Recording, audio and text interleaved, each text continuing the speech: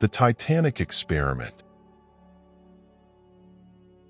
The icy waters of the North Atlantic shimmered under a crescent moon, their surface broken only by the gentle ripples of the waves. Somewhere in the distance, the faint outline of a massive ship loomed, its decks illuminated by hundreds of lights. It was the RMS Titanic, the so-called unsinkable marvel of human engineering. Yet, unseen by its passengers and crew, a team of modern engineers stood on the precipice of rewriting history, or unraveling it completely. Their mission was simple in theory, but infinitely complex in practice. To prevent the Titanic from sinking, the team, led by Andres, a brilliant but emotionally guarded physicist, had spent years preparing for this operation. Armed with cutting-edge technology, miniature sonar systems, heat-sealing nanobots, and a propulsion override device, they had ventured into the past with one objective: to alter one of history's greatest tragedies. As their sleek time capsule, a device that looked more like an advanced lifeboat than a machine capable of bending the laws of time, hovered silently beneath the waves, Andres checked the glowing readout on his wrist monitor. It showed the exact coordinates of the iceberg that would strike the Titanic's hull in less than 24 hours. The team had pinpointed the collision with mathematical precision, but as they all knew too well, even the smallest change to history could unleash devastating consequences. Inside the time capsule, the tension was palpable. The hum of the machinery was the only sound as the engineers reviewed their plan one last time. Their equipment gleamed under the sterile blue lights of the cabin. There was a crate of emergency flotation devices embossed with a subtle logo, Amazon Maritime Solutions, a company that didn't exist yet but had quietly sponsored the mission.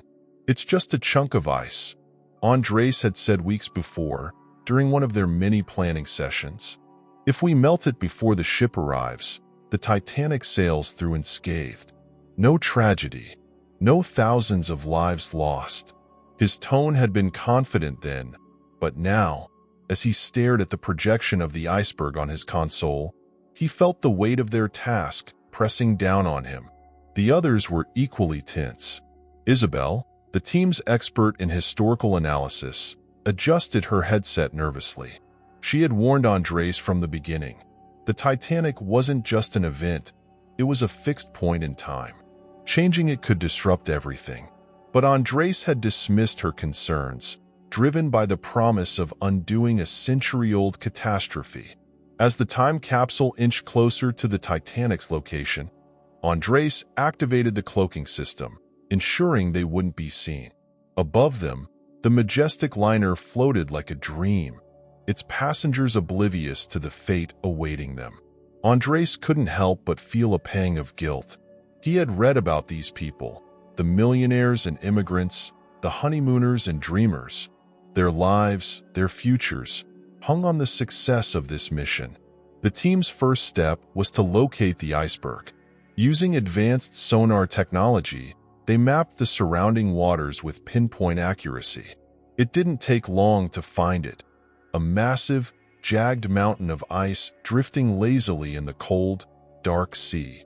Andres activated the propulsion override device, a sleek black sphere designed to emit a high-frequency signal that could subtly shift the iceberg's trajectory. If all went according to plan, the iceberg would drift harmlessly out of the Titanic's path, sparing the ship and its passengers. The device hummed to life, its signal rippling through the water. For a moment, everything seemed to be going perfectly. The iceberg began to move, its path curving ever so slightly away from the liner. Andres allowed himself a small, triumphant smile. But then, something happened. The water around the iceberg began to churn violently, as though an unseen force was fighting back. The team's monitors lit up with warnings, fluctuations in the temporal field, energy spikes that defied explanation. The propulsion override device flickered and died, its signal extinguished. Isabel's voice broke the tense silence. "Andres, the iceberg, it's not just an obstacle. It's anchored to the flow of time. We're destabilizing the timeline. Andres stared at the monitor, his mind racing. The iceberg, the Titanic, they weren't just events. They were part of a delicate balance, a fixed moment in history that couldn't be altered without consequences. But now, they had already interfered, and the consequences were unfolding before their eyes. As the iceberg began to glow with an eerie light, the team realized their mistake too late. The temporal field surrounding it fractured, sending ripples through the ocean. Above them, the Titanic's lights flickered, and the ship seemed to shimmer, as though caught between two realities. Andres grabbed the controls, his heart pounding. "We need to stabilize it," he said, his voice urgent. "If the timeline collapses, the Titanic might never have existed, and neither will we." The team worked frantically, their fingers flying across their consoles. The time capsule system strained under the pressure, their readings growing more chaotic with each passing second. Outside, the iceberg loomed larger, its jagged edges glowing brighter as it tore at the fabric of time itself. As Andres adjusted the capsule's trajectory, a chilling thought crossed his mind. Perhaps the Titanic wasn't just a ship, it was a keystone in the timeline, a point so pivotal that its fate could not be altered. And perhaps, by trying to save it, they had doomed not just themselves, but history itself. The time capsule's alarms blared, their shrill wails cutting through the tense silence as the crew scrambled to regain control. Andres's hands trembled over the controls, beads of sweat forming on his forehead. The temporal field surrounding the iceberg had fractured, and now the ripples were spreading. The once calm waters of the North Atlantic churned violently, the surface reflecting the eerie glow emanating from the iceberg like a fractured mirror. The Titanic loomed in the distance, its grand silhouette flickering like a ghost. Time itself seemed unstable, its flow twisting and distorting as the team's interference spiraled out of control. Isabel's voice cut through the chaos, sharp and urgent. "Andres, we have to retreat. The field is collapsing. It's pulling everything with it." Andres ignored her, his focus locked on the controls. "If we leave now, the Titanic sinks. We came here to prevent that." "I'm not giving up, but look at it," Isabel shouted, gesturing to the monitor. The readings were incomprehensible, a cascade of red warnings that painted a dire picture. "This isn't just about the ship anymore. We've broken something fundamental. If we don't stabilize it, there won't be a timeline to save." The capsule lurched as another wave of temporal energy rippled through the water. Outside, the iceberg glowed brighter, its jagged edges refracting light like shards of crystal. Andres stared at it, a sinking feeling settling in his chest. This wasn't just an iceberg. It was something else entirely, a temporal anchor, a fixed point in history that couldn't be moved without catastrophic consequences. But why? Why would an iceberg, a seemingly random object, hold such significance? The question gnawed at him as he worked frantically to recalibrate the capsule systems. Beside him, Isabel was running her own analysis, her face pale as the results came in. "Andres," she said, her voice trembling, "I think I know why this is happening. The iceberg isn't just a natural formation. It's tied to the flow of time itself. It's part of what keeps this moment intact. If we try to remove it, we're tearing at the foundation of the timeline." Andres froze, the implications of her words hitting him like a tidal wave. They hadn't just interfered with history, they destabilized it. Above them, the Titanic sailed on, its passengers blissfully unaware of the chaos unfolding beneath the waves. For a moment, Andres felt a pang of envy. The people on that ship, doomed as they were, didn't have to grapple with the weight of what he and his team had done. "We have to fix this," he said finally, his voice barely audible over the alarms. Isabel nodded, her fingers flying across her console. "I'm recalibrating the propulsion override." If we can redirect the energy, we might be able to stabilize the field. And the iceberg? We leave it, Isabel said firmly. We don't have a choice. It has to hit the Titanic. It's the only way to restore the flow. Andres' stomach twisted at her words. Letting the Titanic sink went against everything they had come here to do. But deep down, he knew she was right. The timeline wasn't something they could control, no matter how advanced their technology was. As the team worked to stabilize the field, the capsule systems groaned under the strain. The temporal energy surrounding the iceberg pulsed wildly, threatening to consume everything in its path. Andres' hands moved instinctively, his mind racing as he adjusted the controls. Minutes felt like hours as they fought to restore balance. Finally, the capsule's monitors began to stabilize, the chaotic readings giving way to a steady pulse. The field surrounding the iceberg dimmed, its glow fading as the team's efforts took effect. The Titanic reappeared on their monitors, its silhouette sharp and clear. The ship sailed on, its fate sealed. Andres felt a hollow ache in his chest as he watched it, knowing that thousands of lives would soon be lost. But he also knew that they had saved something far greater, the integrity of the timeline itself. As the capsule drifted away from the iceberg, the team sat in silence, their faces etched with exhaustion and grief. The weight of their mission pressed heavily on them, a reminder of the cost of their actions. Andres stared at the ship until it disappeared from view, the glow of its lights swallowed by the dark waters. "We did what we had to do," Isabel said quietly, breaking the silence. Andres didn't respond. He knew she was right, but it didn't make the pain any easier to bear. The capsule systems powered down, the hum of its engines fading into the background. The team had succeeded in restoring balance, but the cost of their interference would linger with them forever. The time capsule floated silently beneath the dark waters, its engines humming softly as the crew absorbed the weight of what they had just done. Outside, the Titanic silhouette was no longer visible, swallowed by the vast expanse of the North Atlantic. The iceberg, the anchor of this fixed point in history, drifted lazily, unaware of the cataclysm it was destined to cause. Inside the capsule, Andres sat motionless at the controls, his mind racing with conflicting thoughts. They had succeeded in stabilizing the timeline, but it didn't feel like a victory. The passengers of the Titanic were still doomed, and despite all their technology, all their knowledge, they had been powerless to change that. For all their genius, time itself had proved to be the ultimate force, unyielding, unchangeable. Isabel's voice broke the heavy silence. "Andres," she said, her tone cautious, "there's something else." He turned to look at her, his expression weary. "What now?"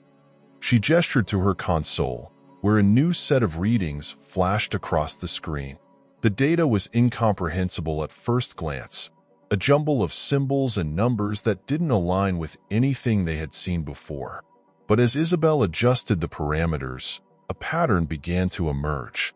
"This temporal field we encountered," she continued, "it wasn't natural. It wasn't just a feature of the iceberg or the Titanic. It was created. Artificial." Andres' heart skipped a beat. "What do you mean created? By who?" Isabel shook her head. "I don't know. But look at this." She tapped the screen, and a diagram of the temporal field appeared. It was intricate, almost elegant in its complexity, a web of interconnected points that pulsed with faint energy signatures. "There are markers embedded in the field," Isabel explained. "Signatures that don't belong to this era, or to us." The realization hit Andres like a thunderclap. They weren't the only ones meddling with the past. Someone, or something, had been here before them. The rest of the crew gathered around Isabel's console, their faces reflecting a mix of curiosity and unease. The implications of her discovery were staggering. If the temporal field had been artificially created, then their mission had intersected with a far greater mystery. Could it be another team like us? One of the engineers asked. Isabel hesitated. Maybe. Or it could be something else entirely. Andres leaned over her shoulder, studying the data. Is there any way to trace it? To find out where, or when, it came from? Isabel nodded slowly. I think so. These markers are like fingerprints. If I can isolate one, I might be able to track its source. As Isabel worked, the capsule drifted aimlessly beneath the waves. The crew watched in tense silence, their nerves frayed from the ordeal they had just endured. Every so often, the capsule would shudder slightly, a reminder that the temporal field was still present, though weakened. Finally, Isabel let out a triumphant sound. Got it, she said, her fingers flying across the keyboard. There's a trace signature embedded in the field, coordinates for a specific point in time. Andres frowned. What point? Isabel's expression darkened as she read the results. It's not the past, she said quietly. It's the future. The air in the capsule seemed to grow colder as the crew processed her words. They had assumed their mission was about preserving history, but now it seemed they were part of a much larger puzzle. A future presence had interfered with this pivotal moment in the past, and if they didn't act, it could destabilize the timeline all over again. Andres straightened, his exhaustion replaced by determination. Set a course, he said. We're going to follow the trace. Isabel hesitated. Andres, we're already on thin ice. No pun intended. We barely survived this mission. If we chase this, we might not come back. And if we don't chase it? Andres countered. Whoever left that trace might still be out there, waiting for another chance to interfere. We can't just leave this unfinished. Reluctantly, Isabel nodded, and the crew returned to their stations. The capsule's engines roared to life, their hum rising to a low whine as the temporal stabilizers engaged. The water outside the capsule began to ripple, the light bending and distorting as the capsule prepared to jump. As the countdown began, Andres gripped the controls tightly. This wasn't what they had signed up for, but it was what they had to do. The timeline depended on it. Jumping in 3, 2, 1, Isabel announced. The capsule lurched forward, and the familiar sensation of weightlessness washed over the crew. Colors and shapes blurred together, the boundaries of time and space dissolving as they hurtled toward the coordinates Isabel had uncovered. For a moment, everything was silent, and then the capsule jolted violently as it emerged from the temporal stream. They were no longer beneath the North Atlantic. The capsule now floated in a vast expanse of water, its surface shimmering under an unnatural, golden light. In the distance, a structure rose from the sea, a massive, futuristic platform made of gleaming metal and glass. The crew stared in awe at the sight before them. The platform was enormous, its design far beyond anything they had seen in their own time. It was a city unto itself, suspended above the waves like a monument to human ambition or hubris. Andres activated the capsule scanners, his pulse quickening as the data came in. This is it, he said. The source of the temporal interference. The capsule approached the platform cautiously, its cloaking system engaged. As they drew closer, they could see figures moving across the structure. Scientists, engineers, people who looked almost like them, yet subtly different. Their movements were precise, their expressions calm and detached. Who are they? One of the crew members whispered. Isabel's voice was barely audible. If I had to guess, they're us, or what we could become. The realization sent a chill through the capsule. The people on the platform weren't just distant descendants or random travelers. They were a future version of humanity, one that had mastered the flow of time to a degree that bordered on godlike. And yet, their interference with the past suggested they were far from infallible. As the capsule docked with the platform, Andres's mind raced. They were about to come face to face with the architects of the temporal field, the ones who had tampered with history for reasons still unknown. Whatever happened next would determine not just the fate of the Titanic, but the integrity of the timeline itself. The airlock hissed open, and the crew stepped onto the platform. The golden light bathed them in an otherworldly glow as they moved cautiously through the structure. The hum of machinery filled the air, and everywhere they looked, they saw evidence of technology far beyond their understanding. At the center of the platform was a massive device, a sphere of glowing energy surrounded by intricate machinery. Andres knew instantly that this was the source of the interference. "This is it," he said, his voice steady despite the weight of the moment.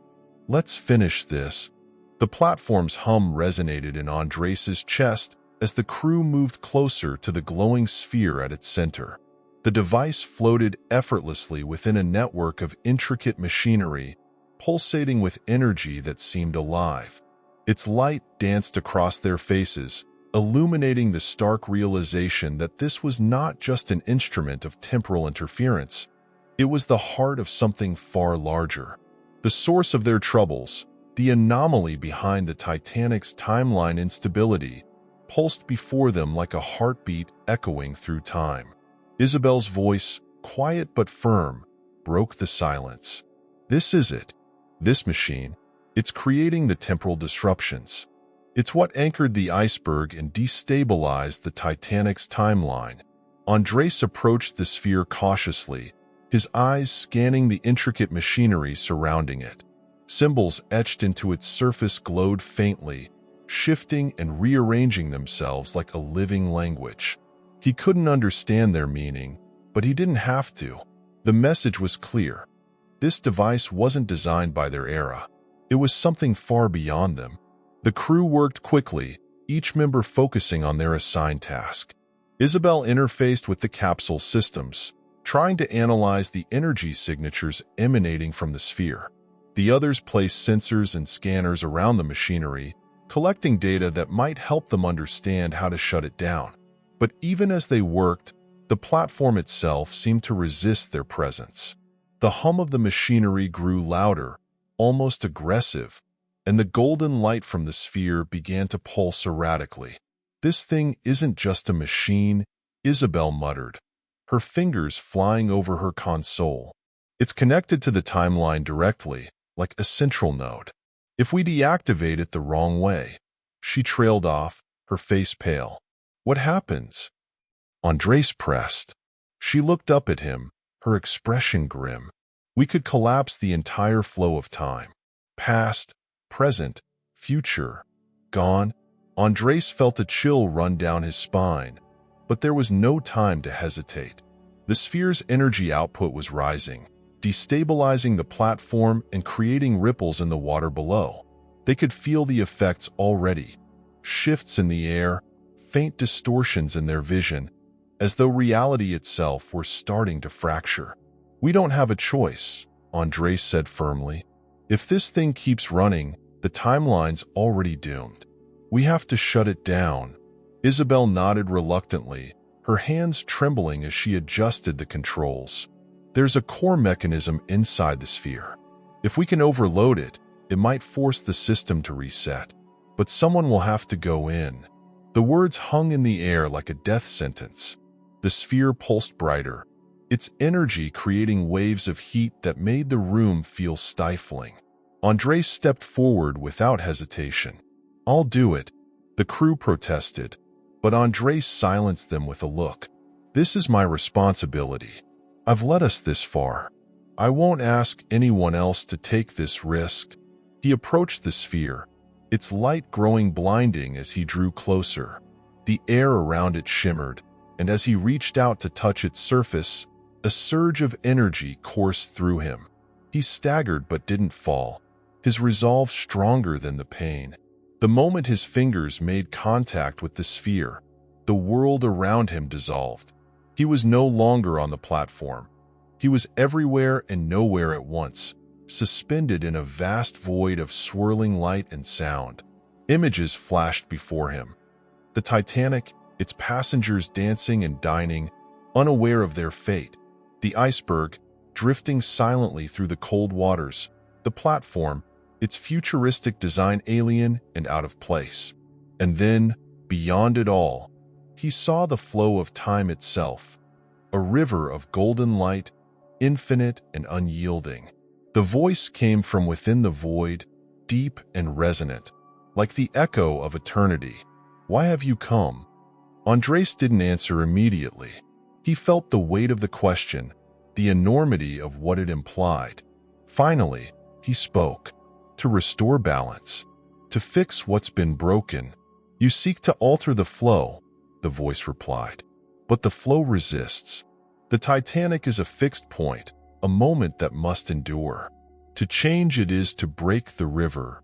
"I know," Andres said, his voice steady. "That's why I'm not trying to change it. I'm trying to protect it." The void pulsed, the light around him growing brighter.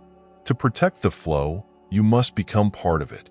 Will you sacrifice yourself for the balance?" Andres hesitated, but only for a moment.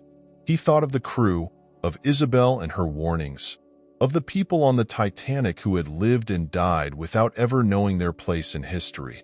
He thought of the timeline, the countless moments that depended on this one point in time. And then he thought of his own life, of what it meant, and what it could mean if he gave it up for something greater. "Yes," he said, his voice unwavering. "I will." The void pulsed again, and Andres felt the light envelop him. His body dissolved into the golden glow, his consciousness merging with the flow of time. He became the river, the thread that held the timeline together. He felt the fractures mend, the balance restored, as the energy of the sphere collapsed in on itself, sealing the anomaly forever. On the platform, the crew watched in awe as the sphere's light dimmed and the machinery powered down. The golden glow faded, replaced by the quiet hum of stability. Isabel stepped forward, her heart heavy as she realized what had happened. "He did it," she whispered. "He fixed it." The platform began to shudder, its purpose fulfilled. The crew rushed back to the capsule, their movements urgent but reverent. As they launched away from the collapsing structure, they looked back one last time, watching as the platform dissolved into the water, leaving no trace of its existence. In the capsule, the crew sat in silence, their faces reflecting a mix of relief and sorrow. Andres was gone, but his sacrifice had saved the timeline. The Titanic sailed on toward its tragic fate, its place in history preserved. The flow of time was intact, and the world would continue as it always had. Isabel stared at the controls, her thoughts heavy. She would ensure that Andres' story wasn't forgotten, that his name would be remembered, not just as a scientist, but as a guardian of time. As the capsule re-entered the temporal stream, she whispered a silent thank you, her words lost in the hum of the engines. And somewhere, in the infinite river of time, Andres' essence flowed on, a part of every moment, every memory, every heartbeat.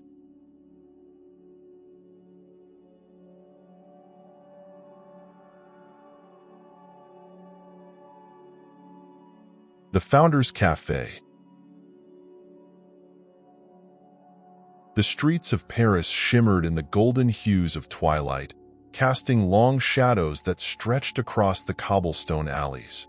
Hidden among the narrow passageways of Montmartre, past rows of cafes and artist studios, stood a small, unassuming building with a faded wooden sign above its door. The words were barely legible, worn by time, but they read, "Le Café de Fondatis." On most days, the café was invisible, blending seamlessly into the bustling cityscape, unnoticed by locals and tourists alike. But on rare occasions, during eclipses when the sun and moon aligned, the café came alive. Its windows glowed faintly, as if lit by an otherworldly fire, and its door creaked open, inviting only those who sought it or those it chose. Marianne, a waitress in her mid-30s, had worked at the café for as long as she could remember. She had never questioned its peculiarities, even though she knew deep down that it was unlike any other place in Paris. The customers were different. They came dressed in clothing from eras long past or far ahead, speaking languages that seemed both familiar and alien. They never lingered too long, slipping in and out of the cafe like whispers of time itself. On this particular evening, the cafe was busier than usual. The solar eclipse had painted the sky in shades of crimson, and the glow from the cafe's windows was brighter than Marianne had ever seen. She moved between tables with practiced grace, balancing trays of coffee and pastries, her curiosity piqued by the unusual assortment of patrons.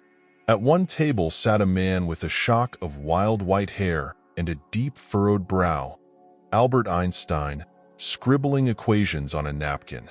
Across from him, a woman with a stern but kind face leaned forward, her accent unmistakably Polish, Marie Curie. They spoke in hushed tones, their conversation punctuated by bursts of animated gesturing. At another table, an elegant man with piercing eyes sketched designs on a piece of parchment. His pencil moved with a precision that could only belong to Leonardo da Vinci. Sitting beside him, Carl Sagan gestured toward the parchment, his voice filled with the wonder of the cosmos. Marianne had grown accustomed to these strange pairings, though she often wondered how such meetings were possible. The cafe, it seemed, existed outside the boundaries of time, a nexus where the greatest minds of history could convene. She never asked questions, sensing that the answers might be too vast for her to comprehend. But tonight, something felt different. As Marianne approached the counter to refill a coffee pot, she noticed a faint vibration in the air. The glasses on the shelves trembled, and the soft hum of conversation was briefly interrupted. The patrons looked around uneasily, their expressions mirroring the unease that Marianne felt. The cafe's owner, an enigmatic figure named Armand, appeared from the back room. He was a tall man with silver-streaked hair and eyes that seemed to hold centuries of wisdom. He rarely spoke, but when he did, his words carried the weight of authority. "It has begun," he said quietly, his voice barely audible over the hum. Marianne frowned, her tray trembling in her hands. "What has begun?" she asked, her voice tinged with unease. Armand met her gaze, his expression grave. "The cafe is in danger. The flow of time is unraveling." Before Marianne could respond, the lights in the cafe flickered and a low rumble shook the floor. The patrons froze, their faces etched with alarm.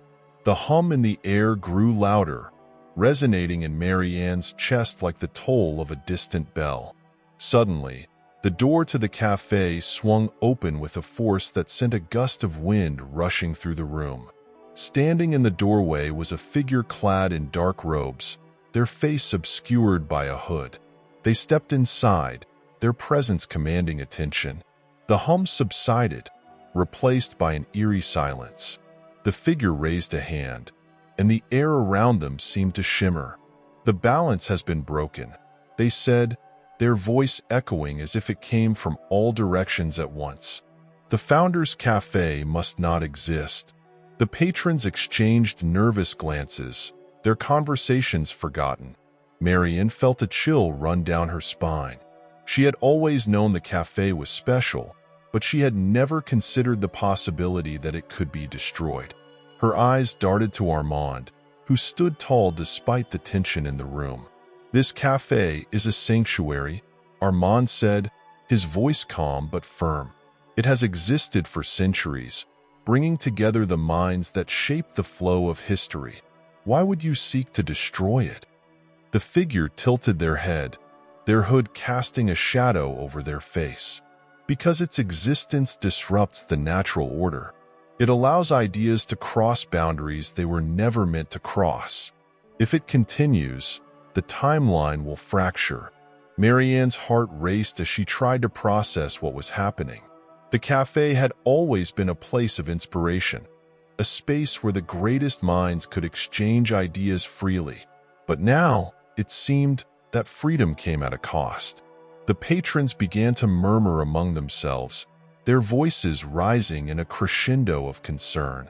Marianne glanced at Einstein, who was furiously scribbling equations on his napkin, and at Curie, who was whispering urgently to Da Vinci. They all seemed to sense the gravity of the situation. Marianne set down her tray and stepped forward, her voice steady despite the fear in her chest. "What can we do to save the cafe?" The hooded figure turned to her, their expression unreadable. "To save the cafe, you must prove its worth. Show that it serves the timeline, rather than disrupts it. But be warned. Failure will mean its end." The figure's words hung in the air like a challenge, and then, just as suddenly as they had appeared, they vanished. The tension in the room eased slightly, but the weight of their warning remained. Armand placed a hand on Marianne's shoulder, his expression somber. "You have always been more than a waitress, Marianne. The cafe chose you for a reason. Now it is your time to act." Marianne swallowed hard, her mind racing. She had spent years serving coffee and pastries, listening to the conversations of history's greatest minds. She had never imagined that she might play a role in shaping the timeline herself. But as she looked around the cafe, at the faces of the people who had gathered there, she knew she couldn't let it be destroyed. Taking a deep breath, she nodded. "Tell me what I need to do." The cafe felt different now, as if the very air within its walls had grown heavier. The hum of conversation had dulled to a murmur, and the glow from the chandeliers above seemed dimmer, casting long, flickering shadows across the tables. The patrons, the greatest minds of history, watched in silence as Marianne stood at the center of the room, her heart pounding in her chest. Armand's words echoed in her mind. "You were chosen for a reason."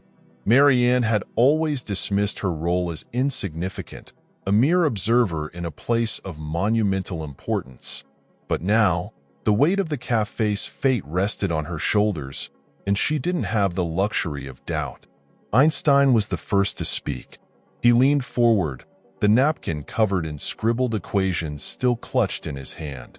"Time," he began, his voice calm but firm, "is like a river.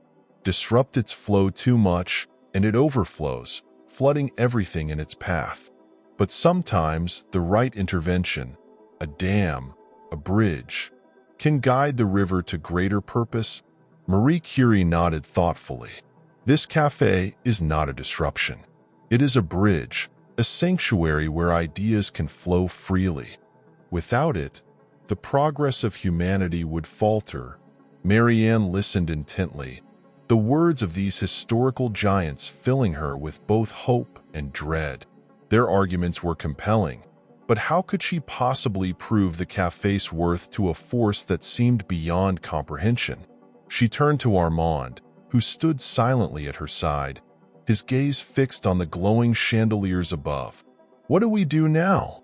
she asked, her voice barely above a whisper. Armand didn't answer immediately. Instead, he stepped forward, his movements deliberate. "The cafe is not merely a place," he said, his voice carrying a weight that commanded attention. "It is an intersection, a point where the threads of time converge. But those threads are fragile. To save it, we must strengthen them." He turned to Marianne, his piercing gaze locking onto hers. "You must find the moments where this cafe made a difference, where it shaped the flow of history. Show that its existence has been a force for good." Marianne's heart sank. The task seemed impossible. How could she, a waitress, uncover the cafe's impact on the vast expanse of time? But as she looked around the room, at the faces of Einstein, Curie, and the others, she realized she wasn't alone. The cafe's patrons weren't just visitors, they were its legacy. "I'll do it," she said finally, her voice steady despite the fear coursing through her. "Where do I start?" Armand smiled faintly, a rare expression of approval. "The cafe will guide you," he said. "It always has." The floor beneath Marianne's feet began to shift, the wooden planks rippling like water. The patrons watched in silence as the cafe's walls seemed to dissolve, replaced by a swirling vortex of light and color. Marianne felt a strange pull, as though the cafe itself were drawing her into its heart. When the light faded, she found herself standing in a different place. The room was smaller, its walls lined with bookshelves filled to the brim with dusty tomes. A single candle burned on a wooden table, casting flickering shadows across the face of a man deep in thought. His quill scratched against parchment, his movements deliberate and precise. Marianne recognized him immediately. Isaac Newton. Newton didn't seem to notice her presence, his focus entirely on the equations he was writing.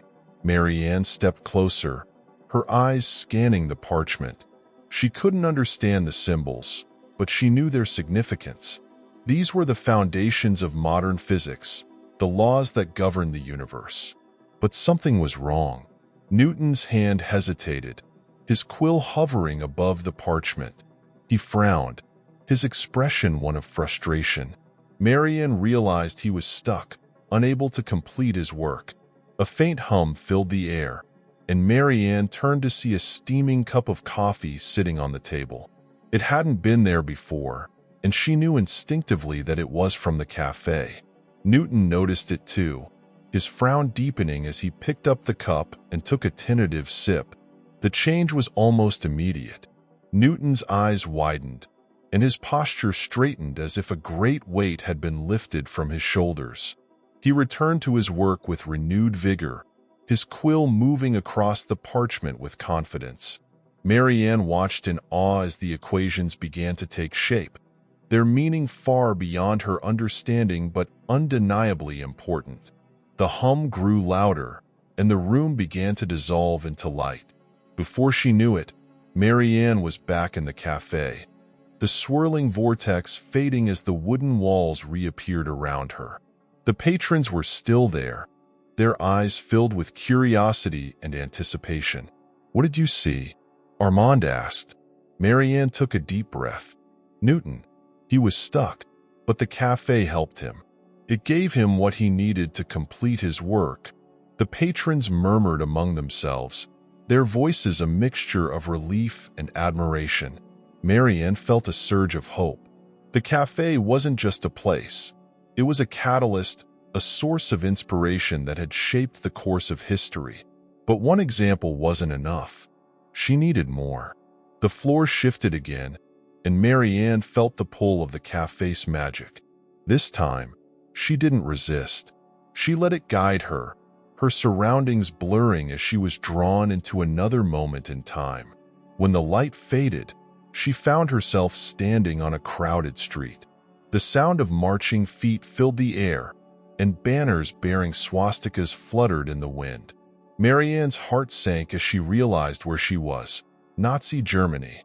Amid the chaos, a man in a trench coat hurried through the crowd, his face pale but determined.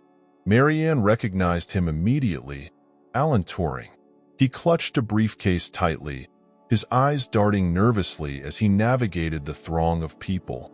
She knew this moment was crucial. Turing was carrying vital information, codes that would help the Allies break the Enigma machine and turn the tide of the war. But he was being followed.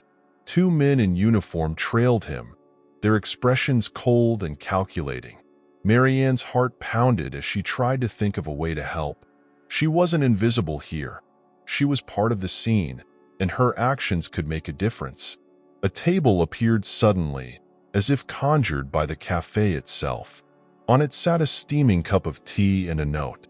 Marianne didn't hesitate. She grabbed the tea and hurried toward Turing, intercepting him just as the men closed in. "Take this," she whispered, pressing the tea into his hands. Turing looked at her in confusion, but there was no time to explain. The tea spilled slightly, landing on his coat. Marianne gestured toward a nearby alley. "Go," she said. "Now." Turing hesitated for only a moment before nodding. He slipped into the alley, disappearing from view as the men following him lost his trail. Marianne turned to face them, her heart racing. but they seemed disoriented, as if the scene itself had shifted. The hum returned, and the street dissolved into light. Marianne found herself back in the cafe, her hands trembling as she recounted what had happened. The patrons listened in silence, their expressions a mix of awe and gratitude. Armand smiled. "You see now, Marianne, the cafe is more than a place. It is a guardian of history, a beacon for those who shape the world." Marianne nodded, her resolve strengthening. The cafe's worth was undeniable, but she knew there were more moments to uncover, more threads to weave into the tapestry of its legacy. And she was ready. The cafe's hum grew louder as Marianne braced herself for the next shift. The walls seemed to pulse with energy, their wooden beams glowing faintly. The patrons sat silently, their faces illuminated by the otherworldly light. Armand stood motionless near the counter, his expression calm but watchful. Marianne gripped the edge of a nearby table as the ground beneath her rippled again. The air shimmered, and she felt the pull, the same gentle but insistent force that had guided her to Newton and Turing. This time, though, it was stronger, almost urgent.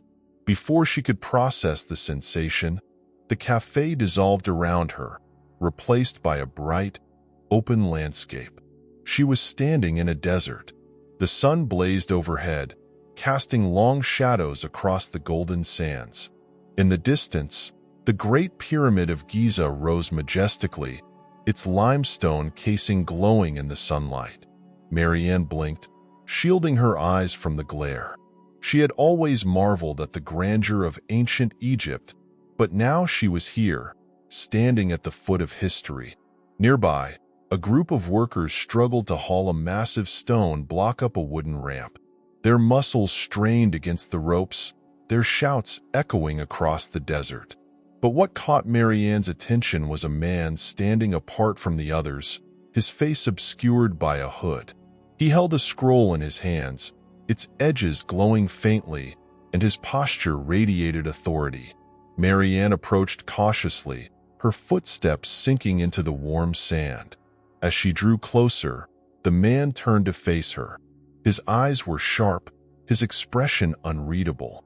He didn't seem surprised by her presence, as though he had been expecting her. "You are not of this time," he said, his voice calm but firm. "Why are you here?" Marianne hesitated, unsure how to respond. I'm here to protect the flow of time," she said finally. "The cafe sent me." The man studied her for a moment, then nodded. "Then we have the same purpose," he said, holding up the scroll. "This contains the knowledge needed to complete the pyramid.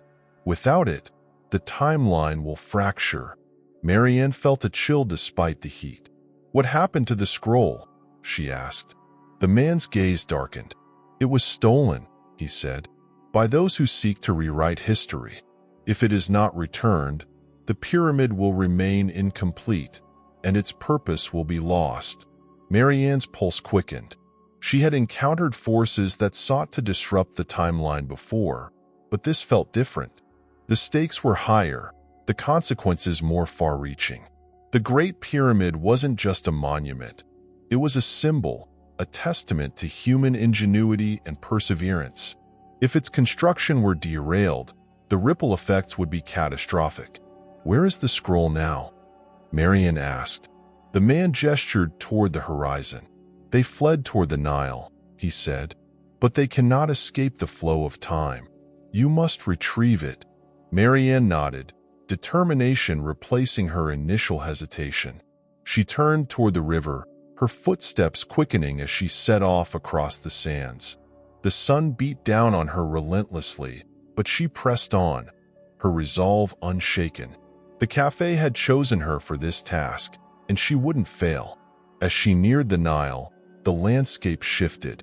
The river glittered in the sunlight, its waters calm and steady. Boats drifted lazily along the current, their sails billowing in the breeze. But among them, one stood out, a sleek, black vessel with an otherworldly design. Its surface reflected the sunlight like a mirror, and its sails shimmered with an unnatural glow. Marianne's breath caught in her throat. This was no ordinary boat. It was a temporal anomaly, a vessel from another era. The thieves hadn't just stolen the scroll, they had used it to manipulate the timeline. She approached the riverbank cautiously, her eyes scanning the vessel for any sign of movement. The boat's deck was empty, but she knew its occupants were nearby. The scroll's glow was faint but visible, emanating from a compartment near the bow. Marianne stepped onto a wooden raft moored at the riverbank and began paddling toward the vessel. The water was cool against her skin, a stark contrast to the heat of the desert. As she drew closer, the air around the vessel seemed to vibrate, a subtle hum that resonated in her chest. When she reached the boat, Marianne climbed aboard silently. The scroll lay within reach, its glow pulsating softly. But as she reached for it, a figure emerged from the shadows. A tall, imposing man with piercing eyes and an air of menace. "You shouldn't be here," he said, his voice low and threatening. Marianne's heart raced, but she stood her ground. "The scroll doesn't belong to you," she said, her voice steady despite her fear. "It's part of history. You have to give it back." The man smirked, his expression cold. "History is written by those who control it," he said. "And now that's me." He lunged toward her, but Marianne was ready. She grabbed the scroll and leapt back, narrowly avoiding his grasp. The vessel rocked violently as the man advanced, his movements swift and calculated.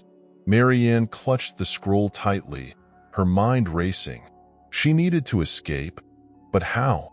The cafe's hum returned, faint but insistent. Marianne felt the pull once more, a guiding force that promised safety. She closed her eyes and focused on the sound, letting it envelop her. The world around her blurred, the shimmering vessel and the imposing man fading into nothingness. When she opened her eyes, she was back in the cafe. The scroll lay in her hands, its glow steady and warm. The patrons watched in silence, their expressions a mixture of relief and admiration. Armand stepped forward, his eyes scanning the scroll. "You've done well, Marianne," he said, his voice filled with quiet pride. "The cafe's legacy is safe, for now." Marianne exhaled slowly, the tension in her chest easing. She had retrieved the scroll, but she knew her journey wasn't over. The cafe's existence was still in jeopardy, and there were more moments to uncover, more threads to weave into the timeline. As she looked around the room, at the faces of the patrons who had shaped history, Marianne felt a renewed sense of purpose. The cafe had chosen her for a reason, and she wouldn't let it down. "Where to next?" she asked, her voice steady. Armand smiled faintly. "The cafe will show you," he said. "It always does." The floor beneath her feet began to ripple once more, and Marianne braced herself for the next chapter of her journey. The cafe trembled gently, its walls shifting as if alive. The hum in the air grew louder, resonating deep within Marianne's chest. She braced herself against the counter, her knuckles white as the wooden floor rippled beneath her feet. The patrons watched in silence, their faces a mixture of curiosity and concern. The cafe was calling again, pulling her toward its next moment of significance. Marianne closed her eyes, letting the hum envelop her. She had begun to understand the cafe's rhythm, its guidance. It wasn't just a place. It was a living entity tied to the fabric of time itself, and she was its steward, chosen to protect the threads that held the timeline together. When the sensation subsided, she opened her eyes and found herself in a dimly lit room. The air was thick with the scent of ink and parchment, and the sound of a quill scratching against paper echoed softly. She recognized the setting immediately. A medieval scriptorium, its walls lined with shelves of ancient tomes. At the center of the room sat a monk, his hood pulled low over his face as he worked diligently on a manuscript. Marianne stepped forward cautiously, her footsteps muffled by the stone floor. The monk didn't look up, his focus entirely on the parchment before him. She peered over his shoulder, her eyes scanning the intricate script and ornate illustrations. It was a map, an ancient chart of the known world, its borders and landmarks meticulously detailed. But as she looked closer, she saw something strange. Symbols that didn't belong, shapes that seemed out of place. The monk finally spoke, his voice low and deliberate. "You see it too," he said, his quill pausing mid-stroke. "The map is wrong." Marianne nodded, though she wasn't sure how to respond. "What is it?" she asked. The monk turned to face her, his eyes shadowed but piercing. "It is a truth hidden within lies," he said. "A guide to what once was, and what could be." Before Marianne could question him further, the room shuddered, the walls vibrating as the hum of the cafe grew louder. The monk's gaze sharpened. "They are coming," he said, his voice urgent. "The ones who seek to rewrite history." Marianne's pulse quickened. She had encountered these disruptors before, the shadowy figures who sought to manipulate the timeline for their own gain. But here, in this ancient scriptorium, their presence felt even more ominous. The door to the room burst open, and 3 figures stepped inside, their faces obscured by dark hoods. They moved with purpose, their eyes fixed on the map. Marianne stepped between them and the monk, her heart pounding. "You can't have it," she said, her voice steady despite her fear. "The map belongs to this time." The tallest figure stepped forward, his voice cold and measured. "The map belongs to those who understand its power. Step aside or be erased." Marianne's grip tightened on the edge of the table. She knew she couldn't let them take the map, but she also knew she couldn't confront them head-on. Her mind raced as the hum of the cafe grew louder, filling the room with its energy. She glanced at the monk, who nodded subtly, his hand resting on the map. "The cafe," she whispered, the words barely audible. "It can protect us." The monk's eyes widened in understanding. He placed his hand flat on the map, and a pulse of light emanated from the parchment. The disruptors recoiled, their forms flickering as the light intensified. Marianne felt the cafe's pull again, stronger this time, and she closed her eyes, letting it guide her. When she opened her eyes, she was back in the cafe. The map lay on the table before her, its symbols glowing faintly. The patrons gathered around, their expressions filled with wonder. Marianne stepped back, her breath catching as she realized what she had done. Armand approached, his gaze fixed on the map. "You've brought it home," he said, his voice filled with quiet reverence. "This map, it holds the threads of history. The cafe has guarded it for centuries, ensuring it remains intact." Marianne nodded, her exhaustion giving way to a sense of accomplishment. She had saved the map, but more importantly, she had proven the cafe's worth. It wasn't just a place where great minds gathered. It was a guardian of history, a sanctuary for the moments that defined humanity. The cafe's hum began to fade, its walls settling into a calm stillness. The patrons returned to their seats, their conversations resuming in quiet tones. Marianne stood at the center of the room, her heart still racing. She had done it. She had saved the cafe.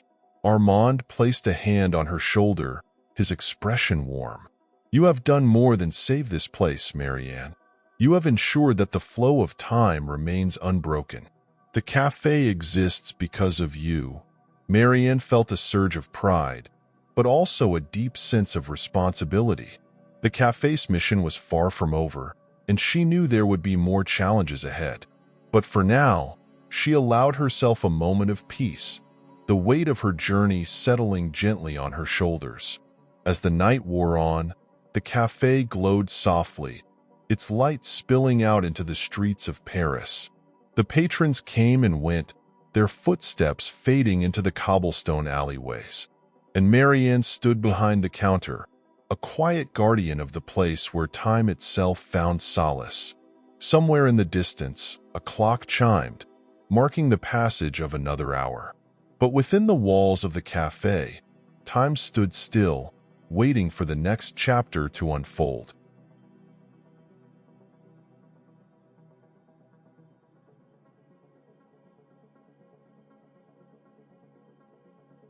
The secrets of the Great Pyramid. The air inside the Great Pyramid was stifling, a mix of ancient dust and oppressive heat that clung to every breath. In the dim light of a single flickering lantern, Alejandro Ortega wiped the sweat from his brow and adjusted his wide-brimmed hat. He had spent years chasing rumors and cryptic inscriptions, but now, standing at the threshold of an unmarked chamber deep within the pyramid, he felt the weight of history pressing down on him. The chamber had been hidden for millennia, its entrance concealed behind a wall of perfectly fitted limestone blocks. Alejandro's guide, an elderly local named Samir, had refused to enter, muttering superstitions about curses and vengeful spirits. But Alejandro wasn't deterred. He was an archaeologist, a man of science, and he had come too far to let fear stop him now. As he stepped into the chamber, the lantern's light revealed carvings covering every surface, walls, floors, even the ceiling. The symbols were unlike anything Alejandro had seen before. They glowed faintly, as though imbued with a light of their own, and seemed to shift and change when viewed from different angles. He felt a chill despite the heat. This was no ordinary tomb. At the center of the chamber stood a stone sarcophagus, its lid adorned with intricate patterns that defied explanation. Alejandro approached cautiously, his heart pounding. Every instinct told him that he had found something extraordinary, something that could redefine humanity's understanding of ancient Egypt. He placed the lantern on the ground and began examining the carvings on the sarcophagus. They depicted scenes of people and places, but not from any time or culture Alejandro recognized. One panel showed a vast city of towering spires and shimmering lights, its architecture impossibly advanced. Another depicted a group of figures standing beneath a swirling vortex of stars, their hands raised as if commanding the heavens. And then there was the inscription, a single line of hieroglyphs etched along the edge of the lid. Alejandro traced the symbols with his fingers, his knowledge of ancient Egyptian guiding him as he pieced together the translation. The past is the key to the future. The guardian sleeps, awaiting the chosen to awaken the flow. Alejandro's pulse quickened. He had read countless myths about the pyramids being more than tombs, about them being machines, portals, or even beacons for celestial travelers. But until now, he had dismissed those stories as fanciful speculation. Standing here, in this impossible chamber, he wasn't so sure. He pressed his hands against the lid of the sarcophagus, pushing with all his strength. The stone groaned under his effort, and slowly, inch by inch, the lid began to slide open. A rush of air escaped as the seal broke, carrying with it the scent of age and mystery. Alejandro leaned over the edge, his lantern casting light into the darkness within. What he saw made his breath catch. Inside the sarcophagus lay not a mummified body, but a device. It was metallic, yet its surface shimmered like polished obsidian. Lines of light ran across its surface, forming patterns that shifted and pulsed like a heartbeat. In the center of the device was a crystal, its core glowing with a soft, steady light. It looked both ancient and impossibly advanced, a paradox that defied comprehension. Alejandro reached out, his fingers trembling as they brushed against the device. The moment he touched it, a surge of energy shot through him, and the world around him dissolved into light. He was no longer in the chamber. He was somewhere else. The landscape before him was unlike anything he had ever seen. Towers of glass and metal stretched into a sky filled with two suns. Rivers of light flowed through the air, carrying vehicles that hummed softly as they passed. People moved with purpose, their clothing shimmering with hues that shifted like liquid. Alejandro turned in a slow circle, his mind struggling to grasp what he was seeing. A voice echoed in his mind, calm and resonant. "Welcome, traveler. You have awakened the flow." Alejandro spun around, searching for the source of the voice, but there was no one there. The voice continued, its tone warm but commanding. "You stand at the nexus of time, where the past, present, and future converge. The device you hold is the key to preserving the balance. But beware, others will seek to wield it for their own ends." Before Alejandro could respond, the landscape shifted again, dissolving into darkness. He found himself back in the chamber, the device still in his hands. His breathing was ragged, his mind racing. The voice's words echoed in his ears, a warning and a challenge. He didn't have time to dwell on what had just happened. The faint sound of footsteps reached his ears, growing louder with each passing second. Alejandro's grip tightened on the device as a shadow appeared in the entrance of the chamber. A group of figures stepped inside, their faces obscured by scarves and hoods. At their head was a man with piercing eyes and an air of authority. He carried himself with the confidence of someone who was used to getting what he wanted. His gaze locked onto Alejandro, and a cold smile spread across his face. "Thank you for finding it," the man said, his voice smooth and calculated. "We'll take it from here."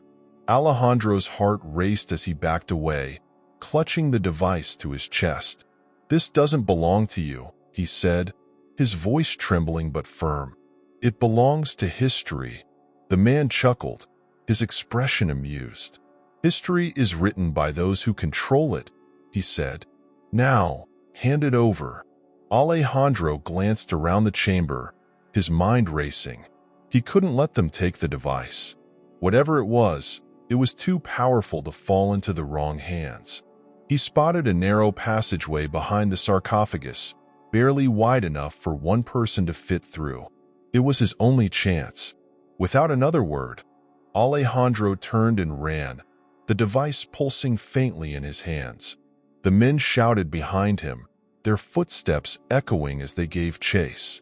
The passage was dark and cramped, the air thick with dust, but Alejandro didn't stop. He could feel the energy of the device guiding him, pulling him forward. The passage opened into another chamber, this one even more elaborate than the first. At its center stood a towering structure, a model of the Great Pyramid, its surface covered in glowing hieroglyphs. The device in Alejandro's hands pulsed in rhythm with the lights, as if responding to the structure's presence. The voice returned, calm but urgent. "Place the key in the cradle. Restore the balance." Alejandro spotted a pedestal at the base of the model, its surface carved to fit the device perfectly. He hesitated for only a moment before placing the device in the cradle. The chamber trembled as the lights intensified, their glow filling the room. The air crackled with energy, and Alejandro felt a surge of power as the pyramid came to life. The footsteps behind him grew louder, but Alejandro didn't look back. He stood firm, his gaze fixed on the glowing structure as it emitted a pulse of light that filled the chamber and beyond. The pulse of light radiated outward, filling the chamber with an energy that seemed to hum in Alejandro's bones.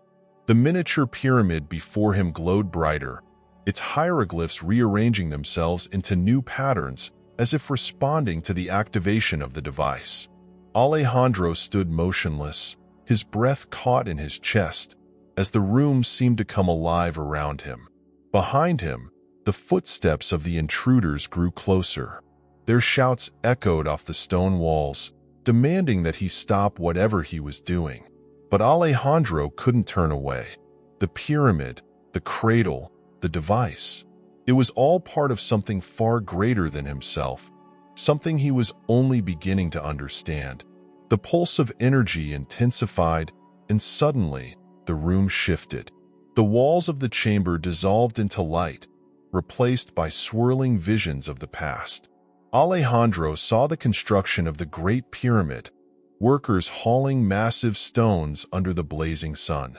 He saw scholars in ancient Alexandria studying scrolls that contained the secrets of the cosmos. He saw pharaohs, kings, and visionaries standing beneath a sky filled with stars that seemed closer than they should be. And then, the vision changed.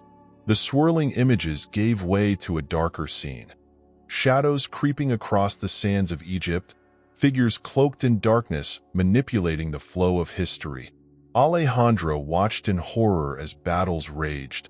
Monuments crumbled, and entire civilizations fell.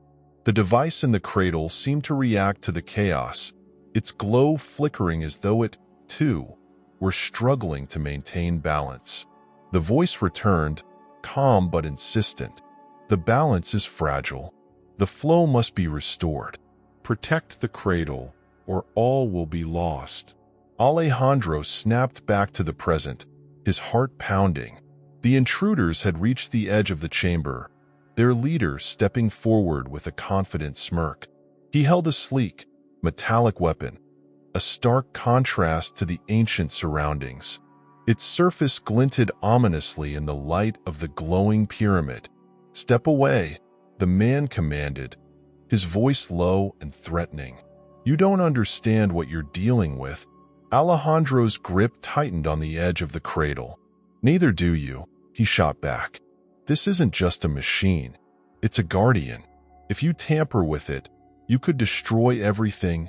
The man chuckled, his expression one of cold amusement. "You think this is about destruction? No, this is about control. The power to reshape history, to undo mistakes, to build a future that suits us. That device is the key, and you're going to hand it over." Alejandro's mind raced as he searched for a way out. He couldn't fight them, not directly. But the device, the cradle, the pyramid, they were part of a system, a mechanism designed to protect the flow of time. If he could activate it fully, perhaps it would do what it was meant to do. He placed both hands on the cradle, feeling the energy coursing through it. The hieroglyphs on the miniature pyramid glowed brighter, their light filling the chamber. The air crackled with power, and the ground beneath him trembled. The intruders hesitated, their confidence faltering as the room began to shift. The walls seemed to ripple like water, and the symbols on the pyramid projected beams of light that danced across the space. Alejandro could feel the system coming to life, responding to his presence. The leader raised his weapon, his voice sharp. "I said step away." Before Alejandro could respond, the room erupted in a blinding flash of light. He felt himself lifted off the ground, weightless and disoriented, as the chamber dissolved around him. When the light faded, he found himself standing in a vast, open space that defied description. The sky above him was filled with stars, but they weren't stationary. They moved in intricate patterns, forming constellations that shifted and rearranged themselves in real time. The ground beneath him was a mosaic of light, its surface rippling like a river. And in the center of it all stood a towering structure, a perfect replica of the Great Pyramid, but constructed entirely of light and energy. Alejandro approached cautiously, his footsteps echoing in the vast emptiness. The pyramid pulsed with a rhythmic glow, its surface covered in the same shifting hieroglyphs he had seen before. He felt a presence around him, a consciousness that seemed to emanate from the structure itself. The voice returned, clearer and more resonant than ever. "You have entered the flow. The guardian awaits your choice." Alejandro's pulse quickened. "What is this place?" he asked, his voice trembling. "This is the Nexus," the voice replied. "The heart of the flow. From here, all moments converge. The guardian has been activated, but its power is incomplete. To restore balance, you must make a sacrifice." Alejandro's breath caught. "What kind of sacrifice?" The voice paused, as if considering his question. The flow requires an anchor, one who will remain within the nexus, ensuring its stability. Without an anchor, the pyramid's power will collapse, and the timeline will unravel. The weight of the words settled on Alejandro like a physical force. He had dedicated his life to uncovering the secrets of history, but he had never imagined it would lead him here, to a choice that would determine the fate of time itself. The scene shifted again, and Alejandro saw visions of the future. Cities of light rising from the sands, humanity reaching for the stars, a world where knowledge and peace flourished. But he also saw the consequences of failure. Chaos spreading like wildfire, moments collapsing into one another, the very fabric of reality tearing apart. He turned back to the glowing pyramid, his mind racing. If he stayed, he could preserve the timeline, ensuring that the flow remained intact. But it would mean leaving everything behind: his life, his work, his very identity. If he left, the balance would falter, and the world he knew would crumble. Alejandro closed his eyes, the weight of the decision pressing down on him. He thought of the people he had seen in the visions, the workers, the scholars, the dreamers. They were counting on him, even if they didn't know it. When he opened his eyes, his resolve was firm. He stepped forward, placing his hands on the glowing pyramid. The energy surged around him, filling the space with light and sound. The voice returned, its tone filled with quiet reverence. "Your choice will shape the flow. Are you ready?" Alejandro nodded. "I am." The light intensified, enveloping him completely. He felt himself merging with the flow, becoming one with the energy that surrounded him. The visions of the past, present, and future swirled around him, their threads weaving together into a tapestry of infinite complexity. And then there was silence. When the light faded, the chamber was still. The intruders were gone, their presence erased by the pulse of energy. The cradle and the device remained, their glow steady and calm. But Alejandro was nowhere to be seen. The cafe's hum returned, faint but present, as if acknowledging his sacrifice. The pyramid stood as a testament to his choice, its hieroglyphs glowing softly in the darkness. And in the flow of time, Alejandro's essence remained, a silent guardian ensuring that the balance endured. The silence in the chamber was deafening, broken only by the faint hum emanating from the glowing miniature pyramid. Alejandro was gone, his presence replaced by the steady rhythm of the Nexus's energy stabilizing the flow of time. The air seemed to shimmer, carrying a faint warmth that was both comforting and eerie. The device in the cradle pulsed faintly, its light dimming as though it, too, had been relieved of its burden. But the peace didn't last. The glow from the pyramid began to flicker, its light casting sharp shadows across the ancient walls. The energy in the chamber shifted, growing unstable once more. The intruders had been expelled, but their interference had left scars on the timeline, fractures that were now spreading. The pyramid groaned as if under pressure, the symbols on its surface rearranging in erratic patterns. Marianne had stepped into the chamber moments after Alejandro's disappearance, drawn by the cafe's unrelenting hum. She stood frozen at the entrance, her eyes wide as she took in the scene. The glowing pyramid, the faint traces of energy in the air, the overwhelming sense that something monumental had just occurred. It all filled her with awe and dread. "Marianne," came Armin's voice, calm yet urgent. He had followed her through the portal created by the cafe, his presence as steady as always. "The balance is incomplete. The flow is still unstable." Marianne turned to face him, her voice trembling. "Alejandro, he's gone. He became the anchor." Armand nodded solemnly. "His sacrifice has given the timeline a chance to heal. But the fractures are deeper than we anticipated. The pyramid is still struggling to maintain its purpose." Marianne's gaze returned to the glowing structure. She didn't fully understand the mechanics of the Nexus or the flow of time, but she knew one thing. She couldn't let Alejandro's sacrifice be in vain. The cafe had chosen her for a reason, and she couldn't turn away now. "What do we do?" she asked, her voice steady despite the fear in her chest. Armand stepped forward, his eyes scanning the symbols on the pyramid. "The device in the cradle, it's the key to stabilizing the flow. But it's only part of the system. The Nexus requires another component, something that can amplify its energy and seal the fractures." Before Marianne could respond, the ground beneath them shuddered violently. The walls of the chamber cracked, releasing streams of golden light that seemed to bleed from the fractures in the timeline. The pyramid's glow dimmed further, its energy faltering. "We don't have much time," Armand said. "The fractures are expanding. If we don't act now, the flow will collapse, and with it, the entire timeline." Marianne's mind raced. She thought of the cafe, the strange yet familiar way it always seemed to know what was needed. If the cafe had brought her here, it must have given her what she needed to succeed. She closed her eyes, letting the hum guide her, and felt the faint outline of something in her pocket. When she reached inside, her fingers closed around a small object.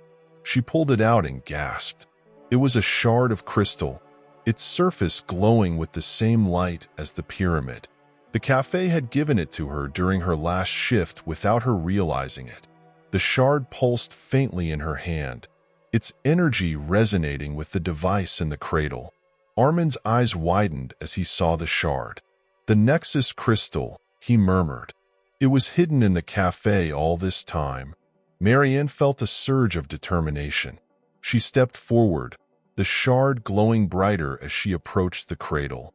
The pyramid seemed to respond to her presence, its symbols stabilizing slightly as she placed the crystal into the device. The moment it made contact, the chamber was bathed in blinding light. The hum grew into a roar, and Marianne felt the air around her shift. The pyramid's energy surged, filling the room with warmth and light. The fractures in the walls began to close, the golden streams of light retreating as the timeline healed itself. But the process wasn't complete. The pyramid pulsed erratically, its energy fluctuating as though fighting against an unseen force. Marianne realized with a sinking feeling that the Nexus needed more than the crystal. It needed a conscious presence to guide its power. Armand stepped forward, his expression calm but resolute. "Marianne, you've done enough. Let me finish this." She turned to him, her heart sinking. "You're going to anchor yourself, aren't you?" He nodded. "The Nexus needs someone to guide it, someone who understands the flow of time. I've spent my life protecting the cafe and its purpose. This is my responsibility." Marianne's throat tightened. She had grown to respect Armand deeply, his quiet wisdom and unshakable resolve a source of strength during their journey. The thought of losing him felt unbearable. "Are you sure?" she asked, her voice trembling. Armand smiled faintly. "This is why I'm here. To ensure the cafe's mission continues. And with you, I know it will." Before Marianne could protest, Armand stepped into the cradle's glow. The energy of the pyramid surged around him, enveloping him in a cocoon of light. He turned to her one last time, his eyes filled with warmth. "Take care of the cafe," he said, "and take care of yourself." The light intensified, and then he was gone. The pyramid's energy stabilized, its glow steady and calm. The fractures in the timeline sealed completely, the golden light fading into the walls. Marianne stood alone in the chamber, her heart heavy but filled with a quiet sense of purpose.